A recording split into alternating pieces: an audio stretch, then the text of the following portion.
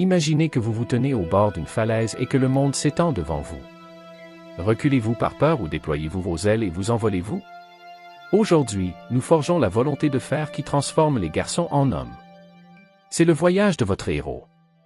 Bienvenue sur le chemin de l'homme. Messieurs, bienvenue sur le chemin de l'homme. Aujourd'hui, nous plongeons dans ce que signifie vraiment être un homme dans le monde d'aujourd'hui. C'est une question qui tourmente les sociétés depuis des millénaires. Mais aujourd'hui, nous coupons à travers le bruit. Nous ne sommes pas ici pour nous conformer aux attentes en constante évolution de la société. Nous sommes ici pour découvrir des vérités intemporelles sur le devoir, la force et la sagesse. Nous puiserons notre sagesse dans les philosophes stoïciens, des hommes qui, il y a des milliers d'années, étaient aux prises avec les mêmes questions que celles auxquelles nous sommes confrontés aujourd'hui. Leurs idées ont guidé des empereurs, des guerriers et des dirigeants à travers l'histoire. Mais ne vous y trompez pas, il ne s'agit pas d'une leçon d'histoire. Il s'agit de vous, ici et maintenant. À la fin de notre voyage d'aujourd'hui, vous comprendrez mieux votre chemin en tant qu'homme. Vous serez équipé d'une sagesse pratique pour faire face aux défis de la vie. Alors, êtes-vous prêt à prendre votre pouvoir? Commençons. La forge de l'adversité, tout comme ce métal en fusion est façonné par une chaleur et une pression intense, le caractère d'un homme se forge dans les feux de l'adversité. Il est facile d'être un homme bon lorsque la vie se déroule sans heurts. Mais votre vrai métal? Cela se révèle lorsque vous êtes dans les cordes. Prenez Marc Aurèle, l'un des plus grands empereurs de Rome. Pendant son règne, l'Empire est ravagé par la peste antonine. Des millions de personnes sont mortes. L'économie s'est effondrée. Pourtant, face à cette catastrophe, Marcus a écrit « Tu as le pouvoir sur ton esprit. » Pas d'événement extérieur. Réalisez cela, et vous trouverez la force. Marcus comprenait une vérité fondamentale. Nous ne pouvons pas contrôler ce qui nous arrive. Mais nous avons un contrôle absolu sur la façon dont nous réagissons. Lorsque vous faites face à un défi, vous effondrez-vous comme un château de cartes? Ou tenir ferme comme une montagne? C'est vous qui choisissez. Et ce choix vous définit en tant qu'homme. Mais voici le kicker, messieurs. L'adversité n'est pas seulement quelque chose à endurer. C'est une opportunité. Chaque défi auquel vous êtes confronté est une chance de devenir plus fort et de devenir plus résilient et capable. Alors, la prochaine fois que la vie vous lancera une balle courbe, souvenez-vous de ceci. Vous n'êtes pas puni. Vous êtes initié. Relevez le défi. Tirez des leçons de cela. Grandissez à travers elle. Parce que de l'autre côté de cette lutte, c'est là que vous trouverez l'homme que vous êtes censé être. Maintenant que nous comprenons comment l'adversité nous façonne, explorons les vertus fondamentales qui définissent la véritable virilité. Les piliers de la virilité, messieurs, si la virilité était un temple, elle reposerait sur 4 piliers inébranlables. Ce ne sont pas seulement des concepts abstraits. Ce sont les murs porteurs de votre personnage. D'abord, nous avons le courage. Non pas l'absence de peur, mais la volonté d'agir malgré elle. C'est entrer dans l'arène de la vie, en sachant que vous pourriez être renversé, mais en étant prêt à vous relever à chaque fois. C'est le pompier qui charge dans un bâtiment en feu alors que chaque instinct lui crie de courir dans l'autre sens. C'est vous qui affrontez vos peurs de front, qu'il s'agisse de demander une promotion, de défendre ce qui est juste ou d'admettre que vous avez tort. Vient ensuite l'intégrité. Il s'agit de l'alignement entre vos paroles et vos actions. C'est faire ce qu'il faut, même quand personne ne regarde. Comme l'a dit Marc Aurèle, ne perdez plus de temps à discuter de ce que devrait être un homme bon. Soyez un. Ton intégrité est ta chère fête de la parole. C'est la promesse que vous tenez pour vous-même sur qui vous êtes et ce que vous représentez. Le troisième pilier est la résilience. La vie vous renversera, c'est une garantie. La résilience est votre capacité à vous relever, à vous dépoussiérer et à continuer d'avancer. C'est l'athlète qui souffre d'une blessure mettant sa carrière en danger, endure des mois de rééducation exténuante, monsieur, et revient plus fort que jamais. C'est vous qui faites face aux revers et aux échecs, non pas comme des points finaux, mais comme des tremplins vers vos objectifs. Enfin, nous avons la compassion. Certains pourraient être surpris de voir cela ici, mais ne vous y trompez pas. La compassion est une force, pas une faiblesse. C'est le pouvoir de voir l'humanité chez les autres. Donnez un coup de main à ceux qui en ont besoin et soyez un pilier de soutien pour vos proches. Comme l'a dit Sénèque, un autre philosophe stoïcien, partout où il y a un être humain, il y a une opportunité de gentillesse, de courage, d'intégrité, de résilience et de compassion. Ce sont les piliers de la virilité. Ils ne sont pas innés. Ce sont des compétences à développer, des muscles à renforcer. Demandez-vous donc quelle est la solidité de vos piliers? Lesquels ont besoin d'être renforcés?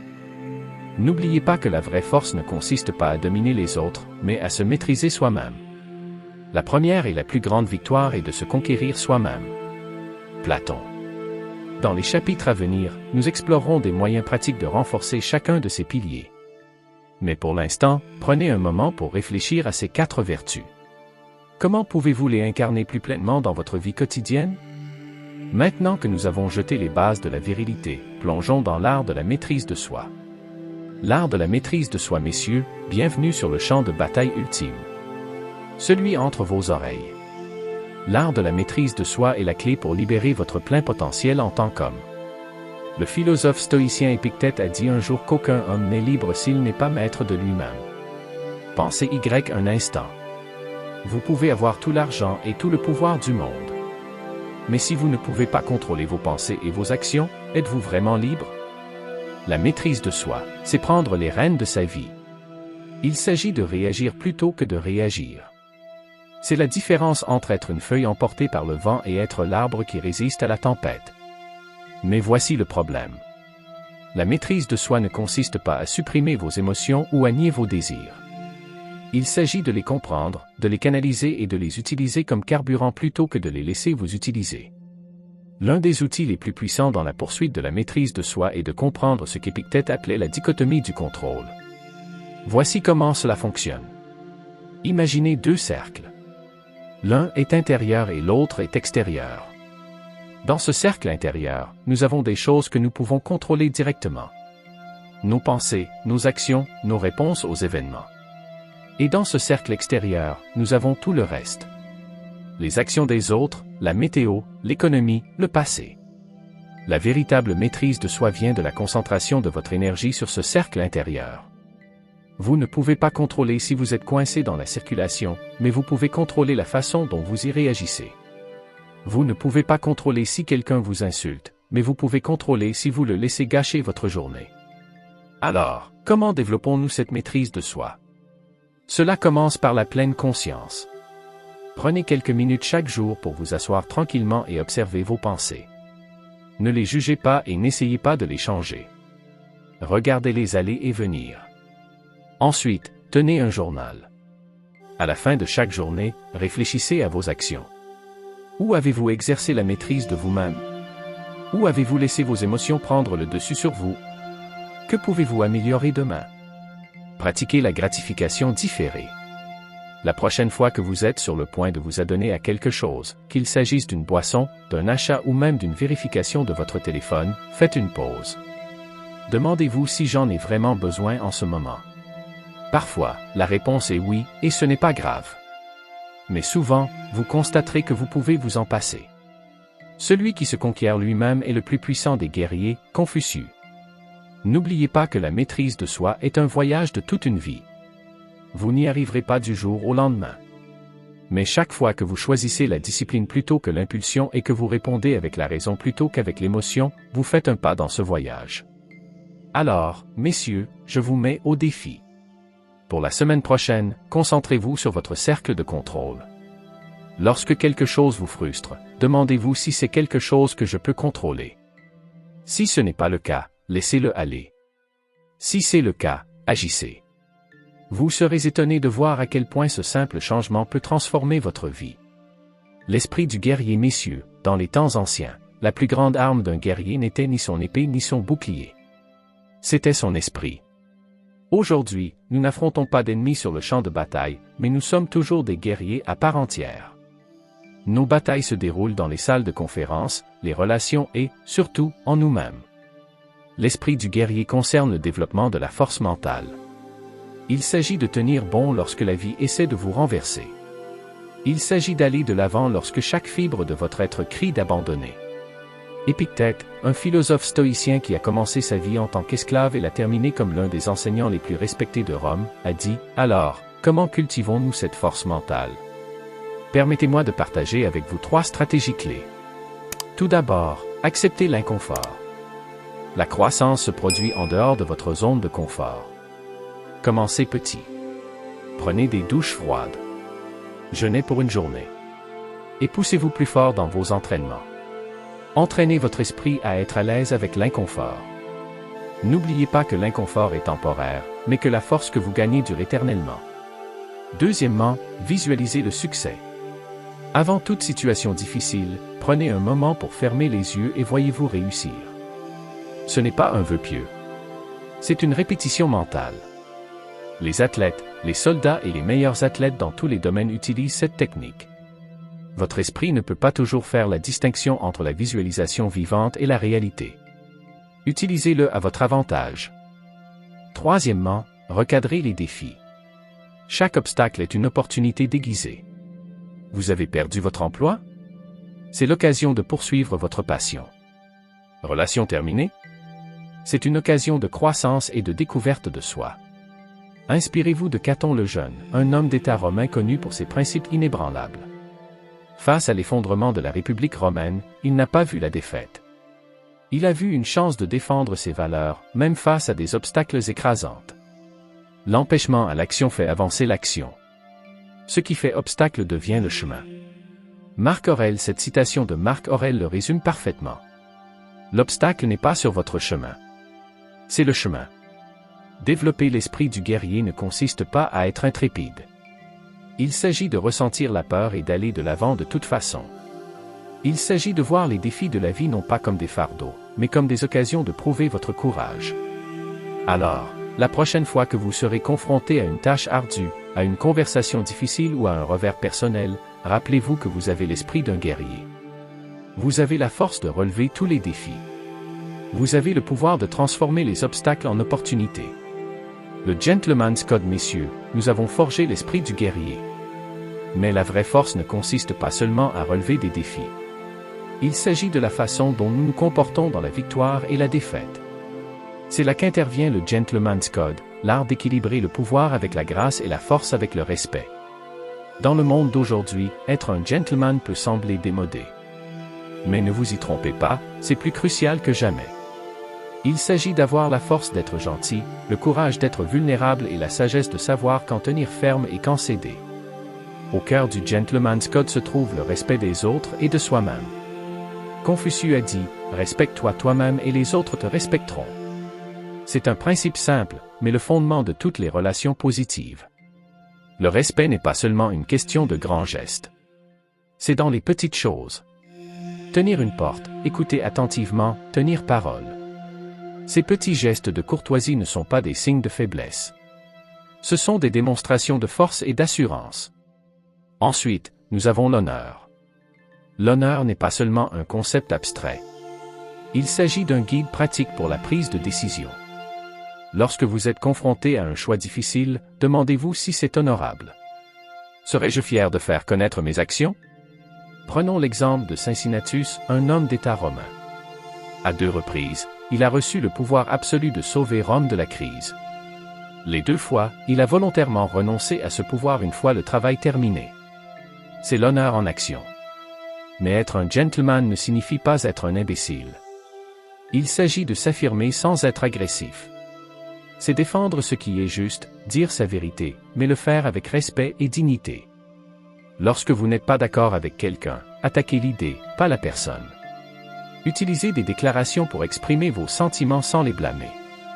Je me sens frustré quand c'est beaucoup plus efficace que vous toujours. Le vrai gentleman est subtilement en équilibre entre une dureté intérieure et une réserve extérieure, Paul Fussell. Cet équilibre est essentiel. Vous pouvez être fort sans être dur et confiant sans être arrogant. Et voici une vérité que beaucoup manquent. Il faut de la force pour admettre que vous avez tort. Un vrai gentleman n'a pas peur de s'excuser pour montrer sa vulnérabilité. Ce n'est pas un signe de faiblesse. C'est un signe d'intégrité et de conscience de soi. Le Gentleman's Code ne consiste pas à adhérer à des règles d'étiquette dépassées. Il s'agit d'être la meilleure version de soi-même, de traiter les autres avec respect et de naviguer dans le monde avec honneur et dignité. Alors, je vous mets au défi. Dans vos interactions de cette semaine, incarnez consciemment le Gentleman's Code. Soyez respectueux même envers ceux qui ne le méritent, peut-être pas rester ferme dans vos principes, mais soyez ouverts à d'autres perspectives. Soyez l'homme que les autres admirent, non pas parce qu'ils vous craignent, mais parce qu'ils vous respectent. Le bâtisseur de l'héritage, nous sommes arrivés à notre dernier chapitre. Nous avons forgé notre caractère, aiguisé nos esprits et affiné notre conduite. Maintenant, il est temps de regarder au-delà de nous-mêmes et de considérer la marque que nous laisserons sur ce monde. C'est là que nous devenons des bâtisseurs d'héritage. Ce que nous faisons maintenant résonne dans l'éternité. Marc Aurèle, ces paroles de Marc Aurèle nous rappellent que nos actions d'aujourd'hui façonnent le monde de demain. Votre héritage n'est pas seulement ce que vous laissez derrière vous lorsque vous n'êtes plus là. C'est l'impact que vous avez chaque jour. Mais voici le problème avec l'héritage. Il ne s'agit pas de gloire ou de reconnaissance. C'est une question de contribution. Il s'agit d'améliorer le monde parce que vous y étiez. Pensez à l'héritage en 3 cercles en expansion. Famille, communauté et société. Tout d'abord, la famille. C'est là que commence votre héritage. C'est dans les valeurs que vous inculquez à vos enfants, le soutien que vous apportez à votre partenaire et le respect que vous témoignez à vos parents. C'est dans les moments de rire, les épaules offertes dans les moments de larmes, les traditions que vous créez et respectez. Ensuite, nous avons la communauté. C'est là que vous étendez votre influence au-delà de votre cercle immédiat. Faites du bénévolat dans un organisme de bienfaisance locale. Mentorez un jeune. Soyez actif dans votre quartier. De petits actes de service peuvent créer des ondulations qui s'étendent bien au-delà de ce que vous pouvez voir. Enfin, la société. Cela peut sembler intimidant, mais le changement mondial commence par l'action individuelle. Le soutien vous fait croire en. Utilisez vos compétences pour résoudre des problèmes. Défendez ce qui est juste, même si ce n'est pas populaire. Reprenons l'histoire de Cincinnatus. Il ne cherchait ni le pouvoir ni la gloire. Il a simplement répondu à l'appel du devoir lorsque sa société avait besoin de lui. Et ce faisant, il a laissé un héritage dont nous parlons encore aujourd'hui, des milliers d'années plus tard. Construire un héritage n'est pas une question de grands gestes héroïques. Il s'agit d'une action cohérente et positive au fil du temps. Il s'agit de vivre ces valeurs tous les jours, dans toutes les interactions. Il y a un proverbe qui dit qu'une société grandit quand des vieillards plantent des arbres à l'ombre desquels ils savent qu'ils ne s'assiéront jamais. C'est l'essence même de la pensée héritée. Il s'agit de créer de la valeur qui s'étend au-delà de votre propre vie. Alors, je vous mets au défi. Pensez à l'héritage que vous voulez laisser. Comment voulez-vous qu'on se souvienne de vous? Quelle marque voulez-vous laisser sur le monde? Ensuite, commencez à vivre cet héritage dès aujourd'hui. Soyez l'homme comme vous voulez qu'on se souvienne de vous. Le vrai sens de la vie est de planter des arbres à l'ombre desquels on ne s'attend pas à s'asseoir. N'oubliez pas que chaque interaction est une occasion de construire votre héritage. Chaque choix est une brique dans le monument de votre vie. Construisez-le avec intention. Construisez-le avec un but. Construisez-le pour durer. Messieurs, nous sommes arrivés à la fin de notre voyage. Mais à bien des égards, ce n'est que le début.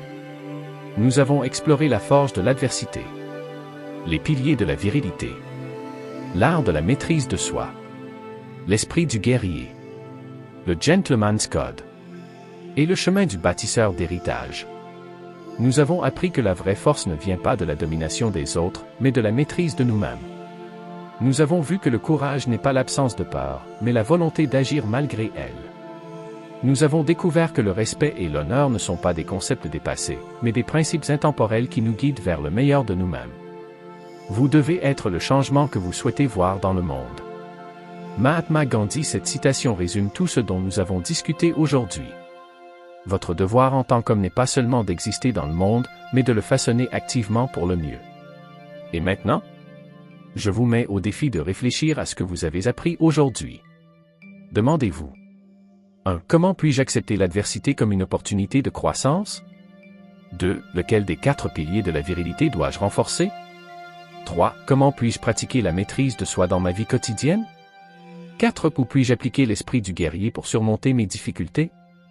5. Comment puis-je mieux incarner le Gentleman's Code dans mes interactions? 6. Quel héritage est-ce que je veux construire dès aujourd'hui? ce ne sont pas seulement des questions rhétoriques. Prenez le temps d'y répondre. Notez vos pensées. Créez un plan d'action. N'oubliez pas qu'être un homme ne consiste pas à s'intégrer dans le moule de quelqu'un d'autre. Il s'agit de devenir la meilleure version de vous-même et d'utiliser cette force pour avoir un impact positif sur le monde. Merci de vous joindre à moi sur le chemin de l'homme. J'espère que vous avez trouvé de la valeur dans notre voyage ensemble. Si c'est le cas, aimez-vous cette vidéo et partagez-la avec quelqu'un qui pourrait en bénéficier.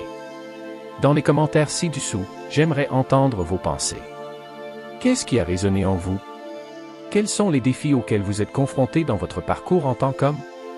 Et si vous en voulez plus, restez à l'écoute. Notre prochaine vidéo approfondira les stratégies pratiques pour renforcer la résilience dans l'adversité. D'ici là, tenez-vous droit, restez fort et n'arrêtez jamais de grandir. N'oubliez pas que votre chemin pour devenir un homme meilleur commence maintenant.